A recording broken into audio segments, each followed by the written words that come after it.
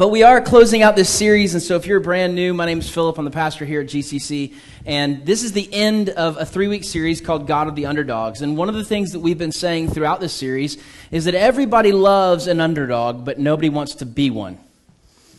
Case in point, maybe you're aware of a university nearby called Duke. For those of you who are new, I'm a Notre Dame fan. My football team thought they were playing basketball because it was Duke, and so they forgot to show up, and they lost to Duke.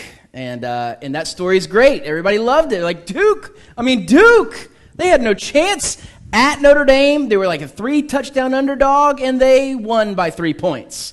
It was great. My children were overjoyed that Notre Dame did that to them because they did that to me. Therefore, I in turn did that to them. So that's how it works. But everybody loves an underdog. Nobody wants to be one, though. We want to be the champ. We all want to be. Who's the only team that won this weekend from here? I think Clemson, maybe. Y'all won. Have y'all started playing actual colleges yet? I'm just not sure. I'm checking. I mean, South Carolina lost to a basketball team yesterday, too, so Gamecock fans are with me. Just scoot over and make room for us in the cellar. Okay, that's where we're going to be for a little while. But we want to be the champ. We want to be the one who's in charge. And the thing that we said week 1 of this series, we looked at the prophet Elisha, and he was in a situation where he was facing certain death. There was a king who wanted to kill him because God kept giving Elisha the answers to save the king of Israel. And he just kind of kept thwarting his plans. So this king surrounds the city where Elisha is living or staying. And Elisha's servant walks out and sees this and is terrified, probably has to change his tunic or something. And Elisha looks out and says, "Those who are with us are more than them." And that's when the servant thinks he's lost a couple fries short of a Happy Meal kind of situation. And Elisha prays, "Open his eyes to see." And when he prayed that, God opened the servant's eyes to see that there was an army of angels and flaming chariots all around this army that was encircling him. And so the thing that we said week 1 is that in our lives, we need to open our eyes and see that God is with us. Whatever that circumstance is that we're facing, we need to recognize that God is with us. If we claim Christ, if we've come to the point in our life, and some of you aren't there, you're checking this whole God thing out, or somebody invited you or promised you lunch or whatever it might be, and that's okay. We're really glad you're here. But for those of us who claim to be Christians, we sometimes act like God isn't with us. And that's in contrast to what the Bible teaches, what we know of faith. And it's sometimes we just, in light of the in response to the circumstances we're facing, we need to just remember the promise that we have. And we need to open our eyes and see that God is, in fact, with us. And then last week we looked at the story of the Israelites, the Hebrew people, and coming out of slavery in Egypt. And they faced the Red Sea, and there was the army behind them coming to kill them. And we've all heard that story. And even if you're not familiar with church or the Bible, you've probably heard the story of the Exodus. And the people of God turn on Moses, and they're like, "Hey, were you bored? You wanted us to die out here instead of in Egypt? What's the deal?" And Moses prays, and God opens up the Red Sea. And what we can learn from that, and what we talked about, is that we all face difficulty. We all face it. At one point or another, we all face a difficulty that causes us to doubt the reliability of God. But, in fact, our darkest times are opportunities for God to show himself most gloriously in our lives. And any of us who've walked through some dark times and we're on the other side of it, we look back and we can see that, right? Hindsight's always 20/20. We can look back and see the fingerprints of God, but when we're in the moment, when we're up against it, we really have a difficult time trusting God and seeing God at work in our lives. And today is the end of this series. And what happens, though, when we're the underdog and it seems like we're up against God? Because I don't know if you've faced any kind of circumstance where you felt like you were kind of in opposition to God. Not in a sinful way. Not when like my way and God's way and I'm just going to do my thing. I mean, you're trying to live your life for the Lord. And it seems like God is the one who keeps knocking you down. That desire or that hope for your life, that job, that relationship, that illness, whatever it might be that you're facing, that God seems to either be silent or actually working against you, what about then? What about when we're in a situation where trusting God is required, but he doesn't seem very trustworthy? When we're the underdog against God, what about those situations? Because life can push us around to the point where we feel like he is our opponent. I've felt that way before. I don't know about you. Some of you are sitting there saying, I don't think you're allowed to say that in church, Philip. There's going to be a lightning bolt or something, and I just going to feel like I need to back up right now. Is that okay? You can. Something that we've been talking with our kids is we don't want them to be afraid of doubt. Doubt isn't a sin. As a matter of fact, the Bible tells us, for those of us who are in Christ Jesus, those of us who have surrendered our lives to God, that we're supposed to be working out our salvation all of our days. And I believe that part of that working out is coming up against these seasons in life or these circumstances in life where we feel like we're in opposition to God. And it's at that point that we tend to lash out at other people, right? Or we even turn on ourselves. It's when that hope starts to wane, when we can't really see the light at the end of the tunnel. We can't really see the end of the trail. All we do is look up and see more of the hillside that we've got to climb, and we think, God, is there any relief from this? Are you listening? Are you even there? And so we turn on the people closest to us. At least that was my response in high school. I didn't like high school. I think I've said that before. I pretty much hate high school. I don't hate high schoolers, just some of you. You're all idiots, but I love you. But I hated my high school experience. I mean, I had like one glowing thing that I wrestled in high school, and I was pretty successful at that. But that was just because I was small and there was no one else to wrestle me, and so I won a bunch of matches because they didn't have anybody to win or to wrestle. But outside of that, I mean, it was a real challenge. It was not fun for me. It's hard for you to imagine, but I was not always the rugged, handsome man I am today. I grew the beard because there's just not a lot to look at underneath, pretty much. I had horrible acne. It was just rough. It was bad. I didn't have real friends. I wanted a girlfriend. I wanted to be married since I was in third grade, which is really weird to say, but it's true, okay?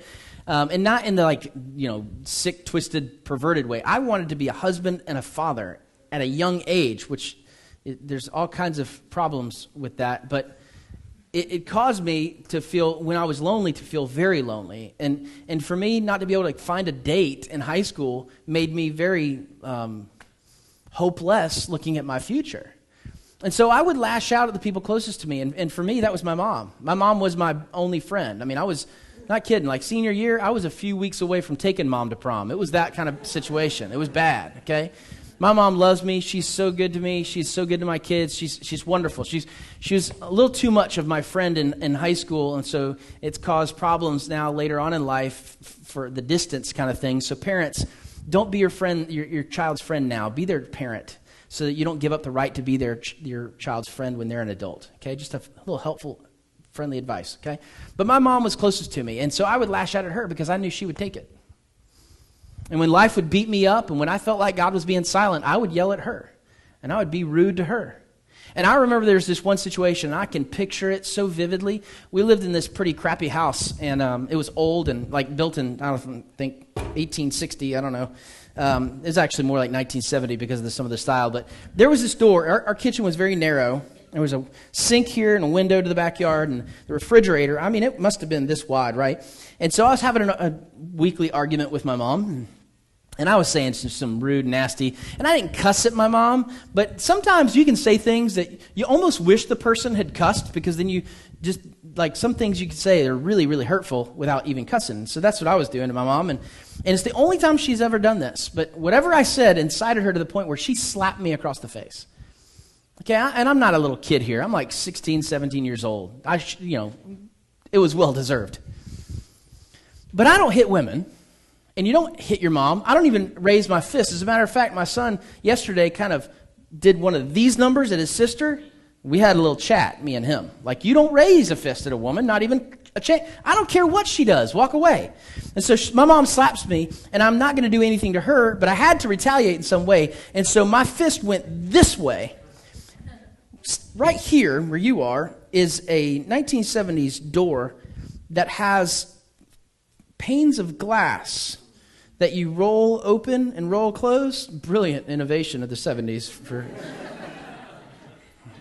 It's also how I used to break into my house, because you just lift a pane of glass, slip your hand through it. Genius. Okay, so I just go right through this pane of glass, just pow, right through it, okay? And then I see that everything is broken, so what do? In pure teenage fashion, I storm out and go sit on the front porch. And so I'm sitting on the steps of my front porch, just brooding, right? Just mad at the world. And my dad just kind of lollygags around, because my dad has, I have all the temper from his father. He got none of it. And he just comes around, cool as a cucumber, and I'm sitting there like this. He goes, "Philip." I said, "What?" "Sir." He says, "Look at your hand." And I look down, and there's a shard of glass sticking out between these two knuckles. And it's just like, why do we do this? Why do we lash out at those closest to us? Why do we turn on ourselves? So many people have even suicidal thoughts when they face these kind of circumstances, when they face these insurmountable odds, where they feel like even God isn't hearing their prayer. And I don't know if you've been through that kind of situation, but what it says about us when we try to change our circumstances, or we just don't trust God anymore, when we're in that moment, we either don't trust God with the difficulty of our lives, or we don't think He exists. And either way, we practice practical atheism.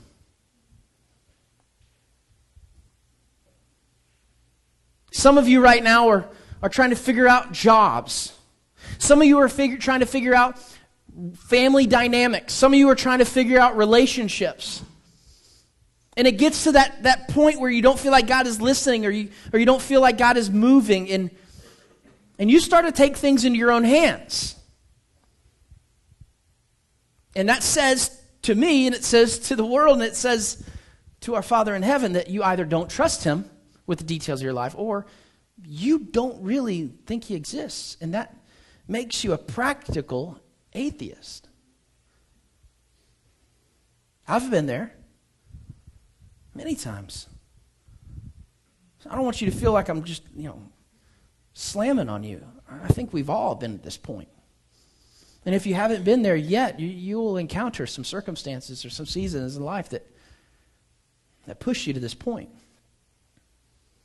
See, one of the stories in Scripture that we can look to for the most encouragement and challenge is the story of Job. And you've heard Job's story probably before. Job was a wealthy, blessed man. He had 10 children, 7 sons, 3 daughters. He had oxen and camels and sheep and God blessed the mess out of the work of His hands. And as the story goes in the book of Job, and if you have a Bible, you can turn to Job. It's near Psalms, so if you get to Psalms, kind of look around there. But just to kind of recap here, there's this scene, and it's really weird to me. It's just a weird scene where Satan actually shows up in front of God one day. And I used to think, I watch a little bit of TV and movies, and so I had this picture of this scene where Satan kind of walks in like this 3-piece suit without a tie, just kind of looking all fly and like being kind of sarcastic, like kind of just very, very prideful. But I think in reality, as I've studied this week, the scene is more like that 3-year-old temper tantrum kind of kid who walks in and he has to be there, and he knows he can't just walk away, but he's kind of called into Dad's office. The scene unfolds on a daily basis at my house, if you were wondering, by the way. So God, he comes before God and he says, "Satan, where you been?" He's like, "Just walking around." "What?" And just kind of blah, right? And then for some reason God says, "Have you considered my servant Job? He loves me. He's committed to me." And Satan, in pure temper, toddler tantrum style, he says, "Well, no wonder he loves you. You've given him everything. You protected him. That's why he loves you."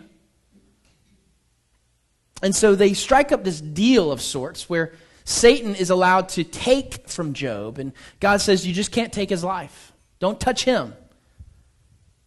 And so Satan orchestrates some situations where his oxen, his sheep, his camels, his servants, and then even his children are all killed.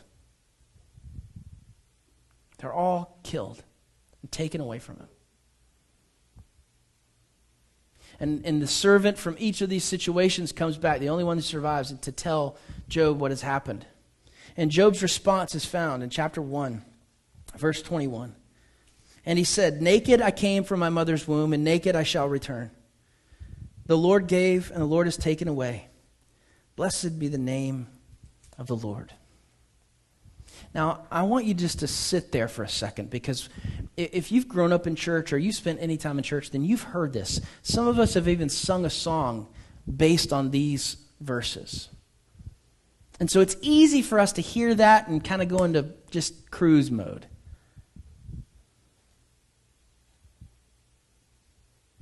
But 4 years ago today, I tweeted that verse. Today. I didn't even know it until this morning, and Time Hop told me. 4 years ago, my wife and I lost a child. And I tweeted this.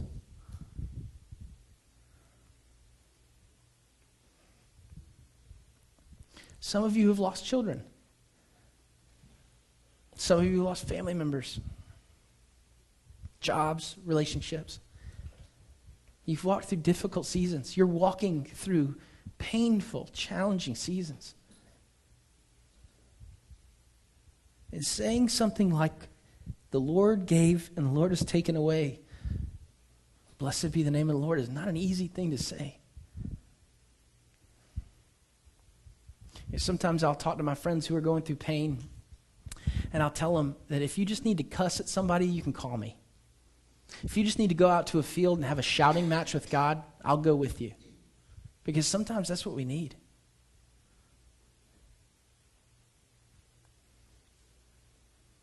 And today I was hoping that my friend Robbie could come and be here on the platform with me. Robbie is a father of 4, and he's a pastor in Florence, South Carolina. I've known him since I was in college. We're very, very good friends. I've shared about him before, but Robbie has been fighting stage 4 colon cancer for the last several years.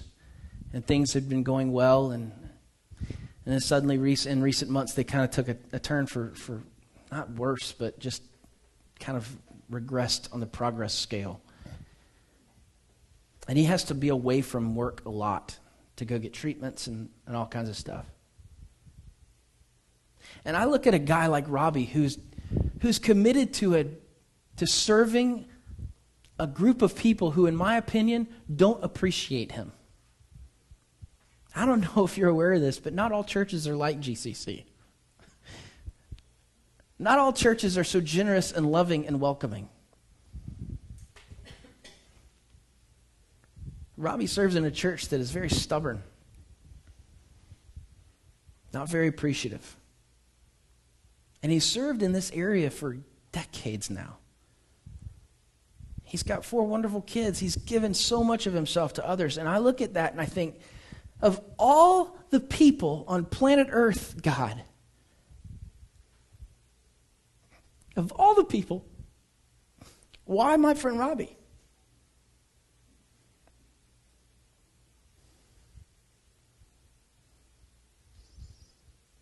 See, when God doesn't make sense,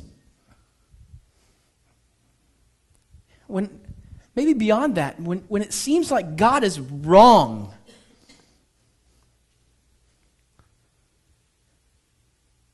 that's when a prayer like, "Blessed be the name of the Lord," is difficult, almost impossible to pray.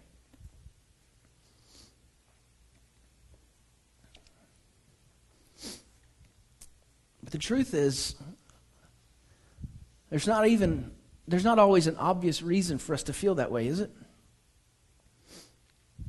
Because the world that you and I live in, it's not always a diagnosis of cancer or a job loss or the death of a loved one that takes us to that dark place.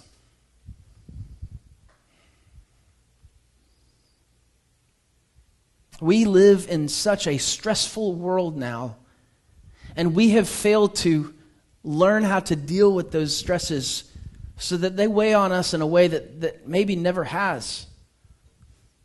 But it doesn't change the fact that anxiety is real, and loneliness is real, and hurt is real, and depression is real, and loss is real. And some of you are quietly and silently suffering through a season like that right now. And the idea of kneeling before the throne of God and saying, "Blessed be your name no matter what I face," that's not even in the realm of possibility. You see, for Job, he heard that news, and it didn't change his faith at all. It didn't change his trust in the Lord at all. As a matter of fact, Job's response to those difficult and painful and awful scenarios confounded the people closest to him. His wife literally looks at him and says, "Would you just curse God and die?" See, it's a whole nother level of hurt and loneliness. When we're walking through it and the people closest to us, if we start trusting the Lord, start to turn on us. Because it doesn't make sense to trust a God who doesn't intervene. It doesn't make sense to trust a God who would give a young father of 4 cancer. It doesn't make sense to us that God would allow city after city after city to go through turmoil over incomprehensible situations. So when we do, so when we back up and look at the situation, we have to remember that perspective is everything. Perspective is everything. Because like I said in the beginning of this, when you look back, when you've been through it, hindsight being 20/20, we can see the fingerprints of God. But in the moment, we can't. I've got something I want to show you. Put that first picture up, Sarah. Sometimes our life feels like this, right? Just a pile of random junk. But perspective is everything. Click that video, Sarah.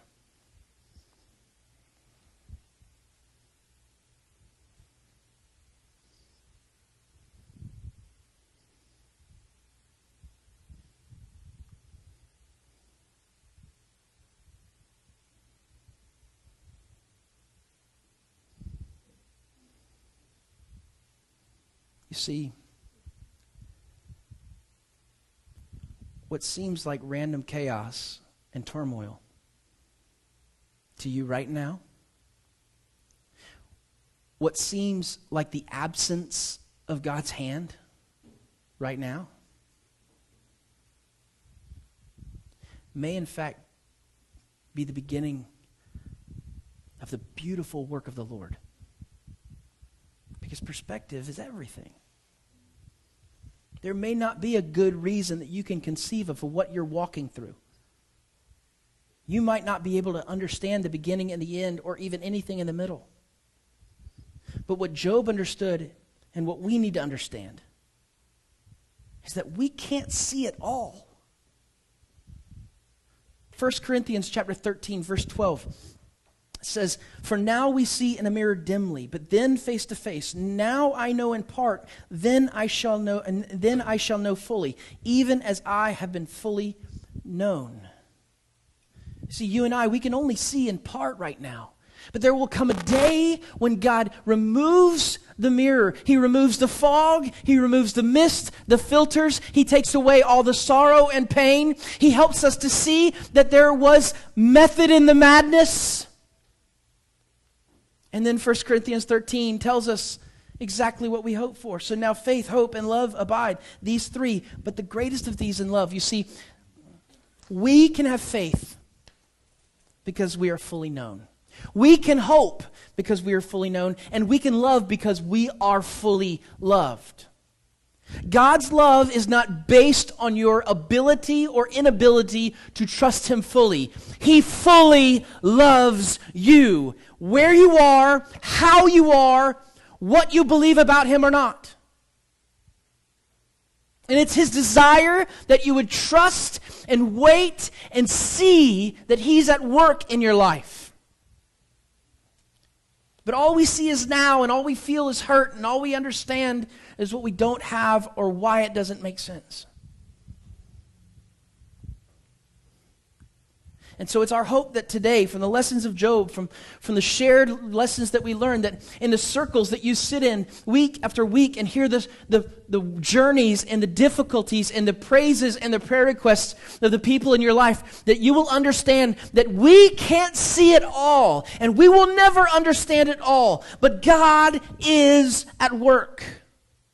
And in my waiting, blessed be the name of the Lord.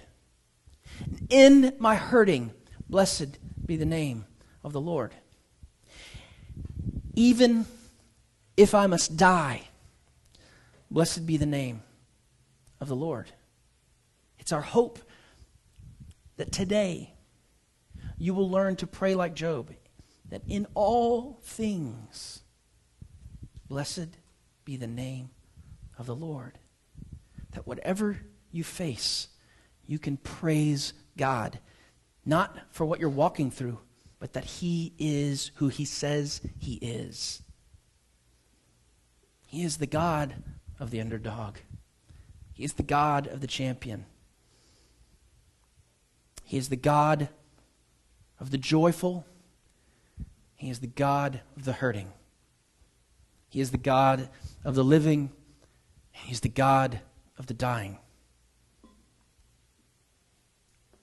Today, some of us are hurting.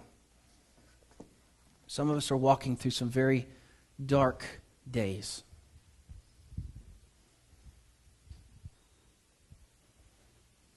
We want you to be able to be honest and responsive to your God. And so we've asked the band to sing a very specific song. And I know I say this every week as we've gone through this series and as we've had response time. Some of you are carrying this stuff by yourself. You're silently suffering. You were not meant to carry that burden on your own. Our God, who in nature is in community with Himself, created us in His image to be in community with each other. So we exist that you might know Jesus deeper and know His people more intimately as well. As the band comes and sings this song today, it's our hope that you would be able to lighten your load a little bit.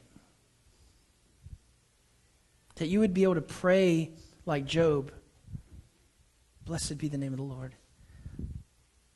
That, oh, I'm hurting, I will praise you.